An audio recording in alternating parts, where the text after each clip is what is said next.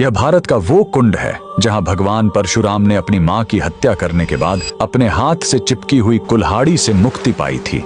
यह कहानी है महान ऋषि जमदग्नि और उनकी पत्नी पतिव्रता रेणुका की। कहते हैं रेणुका हर दिन नदी से कच्चे घड़े में पानी लाती थीं और उनके सतीत्व के बल से वह घड़ा टूटता नहीं था। उनके 5 पुत्र थे जिनमें सबसे छोटे थे विष्णु अवतार परशुराम। एक दिन रेणुका ने नदी में कुछ गंधर्वों स्वर्ग के संगीतकार को जल क्रीड़ा करते देखा। उन्हें देखकर एक पल के लिए उनका मन मोह में पड़ गया और उसी क्षण उनके सतीत्व का बल टूटा और कच्चा घड़ा टूट गया। जब वो आश्रम लौटी तो ऋषि जमदग्नि ने अपने योग्य बल से जान लिया कि उनका मन भटक गया था। वो इतने क्रोधित हुए कि उन्होंने अपने पुत्रों को आज्ञा दी, अपनी मां का वध कर दो। जब चारों बड़े भाइयों ने मना कर दिया तो क्रोधित पिता ने उन्हें तुरंत पत्थर बन जाने का श्राप दे दिया। इसके बाद परशुराम ने पिता की आज्ञा को अपना धर्म समझा। उन्होंने भारी मन से अपनी कुल्हाड़ी उठाई और अपनी ही मां का सिर धड़ से अलग कर दिया। उनकी आज्ञाकारिता से प्रसन्न होकर जमदग्नि ने वरदान मांगने को कहा। परशुराम ने तुरंत अपनी मां को फिर से जीवित करने और साथ ही पत्थर बन चुके अपने चारों भाइयों को भी मुक्त करने का वर मांग लिया। सब फिर से जीवित हो गए, मानो कुछ हुआ ही न हो। लेकिन कहानी यहीं खत्म नहीं हुई।